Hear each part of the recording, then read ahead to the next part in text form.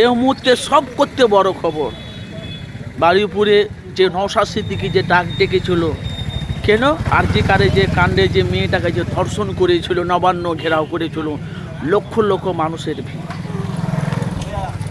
ভাই, এটাই নিয়ে বড় বড় নেতারা তাদের মাথায় হাত, তারা চিন্তায় পড়ে গেছে যে নওশাদ সিদ্দিকী প্রত্যেকদিন আরজি কাণ্ডের ধর্ষণ নিয়ে যে প্রত্যেকটা জায়গাতে কম বেশি তারা মিছিল বার করছে।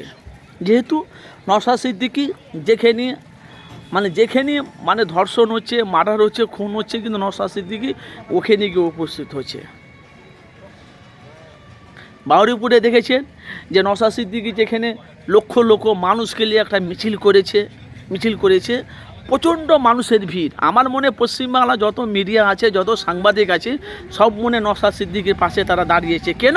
তারা ভিডিওগুলো করেছে, কেন বাংলার মানুষ জানে নওশাদ সিদ্দিকী একটা সত্যবাদী নেতা। তো ভাই কী বলবো আপনাদেরকে, সেই নিয়ে অনেক মিডিয়ারা সাংবাদিকরা বলছে মমতার মাথায় হাত, এ মমতায় চিন্তায় পড়ে গেছে, হয়তো ভালো বুঝবেন।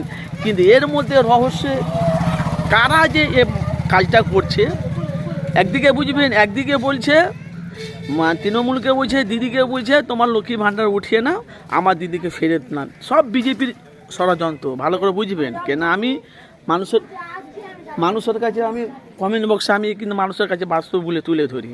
তো প্রত্যেকটা ভাইদেরকে বলছি যে আপনার নওশাদ সিদ্দিকী বলছি শেষ দিকেই আমি ছাড়বো। বারুইপুরে যে নওশাদ সিদ্দিকী যে কয়েকটা বলেছে, আলোচনা মিডিয়ার সামনে বলেছে যে এত যে ধর্ষণ হচ্ছে, কয়েকদিন ধরে যে মেডিকেলে আরজি করে যে মেডিকেলে যে কলেজে যে স্কুলে আরজি কার যে তোমার হসপিটালে যে মেয়েটাকে ধর্ষণ করেছে, এখন অবধি তাদেরকে কেন সাজা দেওয়া হলো না? কাদের উদ্দেশ্যে? মমতা কার ইশারায় নাচছে, কার ইশারায় রায় দিচ্ছে না, অথচ মমতার কোনো দোষ নাই।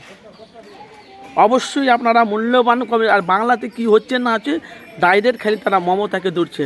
অবশ্যই আপনারা মূল্যবান কমেন্ট বক্সে মতামত জানাবে এর ষড়যন্ত্রের মধ্যে কার হাত আছে। কোনো মানুষ বলছে, সাধারণ বাংলার মানুষ বলছে কোনো একটা নেতার একটা ছেলে আছে ও ধর্ষণে জড়িত আছে। কে আছে কমেন্ট বক্সে মতামত জানাবেন।